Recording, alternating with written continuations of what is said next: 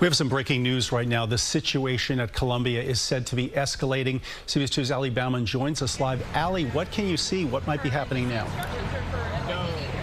Right. Well, right now, Dick, we're on Amsterdam and 116th Street on one side of Columbia University's campus, where behind us there are dozens, if not a couple hundred at this point, protesters who are outside the campus gates. This is where we are right now. Just behind those campus gates is where dozens of protesters have been camped out for almost 2 weeks at this point. Now, overnight, as we've been reporting, a group of protesters went from the encampment and broke into one of the halls that's right here, Hamilton Hall. It's on campus here. They broke through windows, they broke through doors, and they've been barricading themselves in there ever since.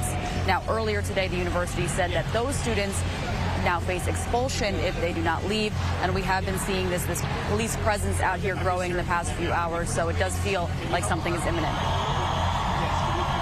You're hearing something behind you that could be cheering protesters, I gather, but when we saw the mayor earlier today and we saw the police commissioner, they described professional agitators, and they also said, we've seen these people before. So they were describing a situation where they don't necessarily know who's in there specifically, but they are worried about potential violence. And I would imagine that any of those police officers who are there have what they call bats and shields. Do you get the sense that they will be ready and completely ready for any kind of physical confrontation?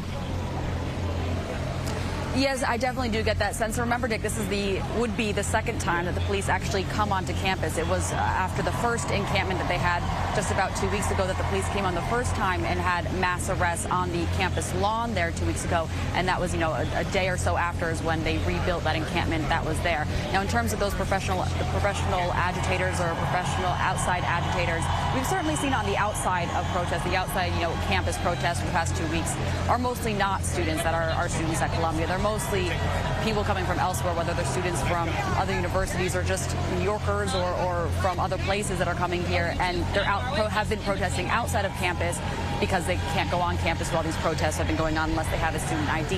Now, today, as we've been reporting, the school has shut down the campus to protest, or to students rather, who only live on that campus, who have a necessity to be on that campus. And the police released a video that they had edited that was showing what they say was proof that there are outside agitators, people that they do not believe to be protesters, or to believe to be students rather, among the protesters. And a lot of this is really difficult for the university and the police to identify who is here, because a lot of the protesters wear masks around their face, so it's hard for them to identify who's who, and especially considering the protest first has been happening on the encampment, which, as long as you get onto campus, you can be on the lawn without swiping in anywhere. But secondary, they broke into that building, so it's not like students were swiping in to find out who was getting into that building.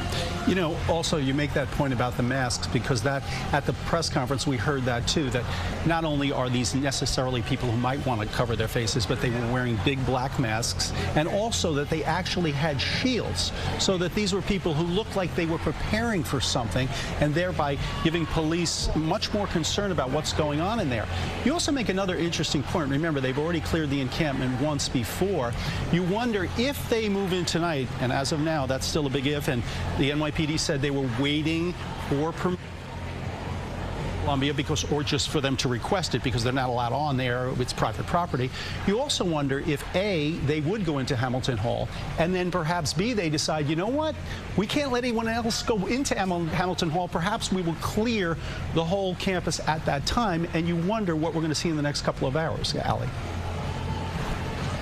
Yeah, absolutely. Like I've been saying, there are people who are on that campus who just live in the dorms on that campus. I talked to one student earlier he lives off campus, but he had his materials for an engineering, I believe, a biomedical engineering project that was in one of the academic halls that was on campus, and he couldn't get on to get it, and finals week is now beginning here at the school. So I don't know if they'll clear the entire campus. That's hard to say. I'm not sure. And I don't know if they'll go into Hamilton Hall here, but we did see police walking around the area with the helmets on, with zip ties around their belts. So mobilization is happening. Yeah, and we're getting some what appears to be live pictures right now of at least one reporter who's in front of the camera, but behind him we're seeing exactly what you'd been describing. Police officers who look like perhaps they are getting ready for something. Now we're going back to the protesters themselves. And once again, Allie, it has to be so difficult for the police in these situations. You're there every day to distinguish between people who might be professional agitators or just a bunch of kids who are caught up in the protests. Must be very difficult. What is it like, and I know you've been talking to them for the vast majority of time over the last couple of weeks or so, what is it like for the people who are sort of caught in the middle? Maybe they want to have their free speech rights, but on the other hand, they don't want to get caught up in something bigger than that. What are they saying to you these days? Yeah, you know, a lot of the times that we've been seeing, there are people who are in the encampment, there are people who are in, you know, the building that are camping out, but those are a couple dozens of, you know, what is it, I think about 35,000 students who are at the school here. So that's really quite a small portion of students who are at the school. We have seen yesterday, especially when they were threatening to suspend the students who were on the encampment, we did see hundreds of more students circulating and marching on the campus there. Those were protesters, but not necessarily people who were willing to get suspended, willing to get expelled for participating in the encampment. And they were saying they were there to support students who they agreed with, and they agreed in the message that they were, you know, fighting for here. But of course, a lot of the students here, a large amount of the students here, just trying to get through finals week. And we've really talked to a lot of seniors here who are hoping that this doesn't cancel graduation, because the graduation is supposed to be on the same lawn where that encampment was, or encampment is. And, you know, it's 2024. 4 years ago, when most of the senior class were graduating high school, it was spring 2020, where they didn't really have a graduation either. So they were definitely hoping not to. Sorry, I'm looking around to make sure the police aren't coming in behind me here, which they're not at this point. But, you know, so a lot of people hope this doesn't interfere with their graduation. And of course, there is a large amount of students, many of them Jewish students, who have not felt safe on campus, not only for the past 2 weeks where this has been going on, but people said they haven't felt safe really for the past several months, since October 7th, where there really have been large demonstrations at Columbia for months.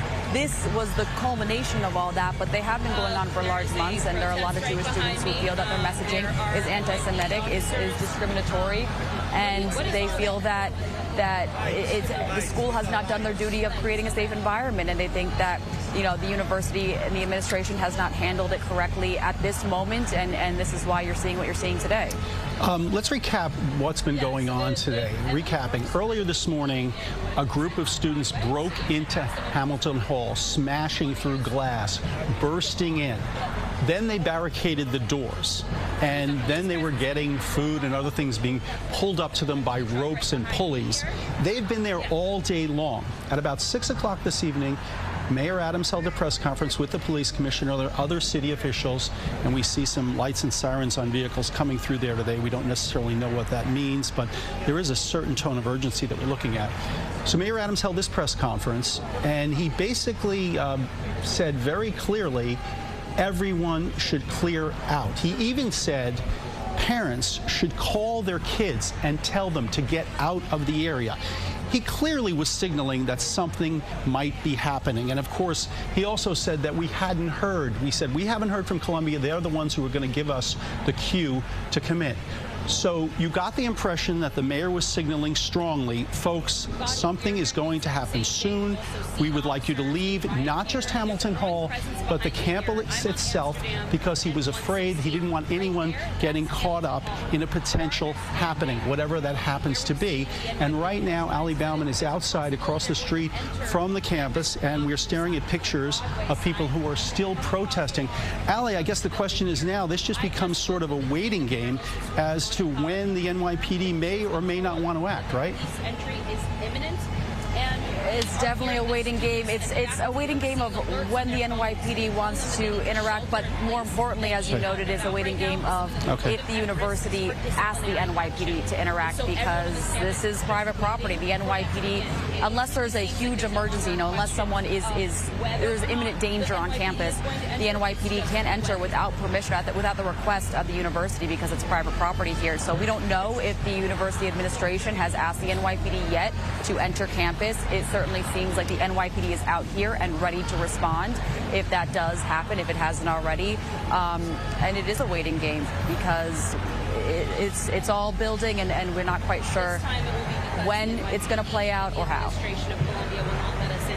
We've been speaking. We've been watching a live shot. It's hard for me to tell what street this exactly is. It looks like it's just outside the campus. But there is a growing contingent of NYPD officers who are wearing helmets like this officer right here, and they are gathering, and it certainly gives you the impression that they may be ready to move in. Now, we can speculate all we want, but they still have to get permission from Columbia, and they hold all the cards. And you can see on this officer's hip, those are those plastic ties which were used, and there are some more of them, which were used earlier in the week to make mass arrests on the campus. So it gives you the impression that that possibility could be happening soon, but once again, this is only speculation. The mayor has made it very clear. There are outside professional agitators, likely inside Hamilton Hall. One more thing. Mayor was specifically asked, and his officials were specifically asked, do you know how many agitators are inside that particular building? And they said no. One thing they did, they killed the cameras. They broke the cameras, and that's a real good sign that you're dealing with people that have negative intentions. And that's why the NYPD has to be so careful.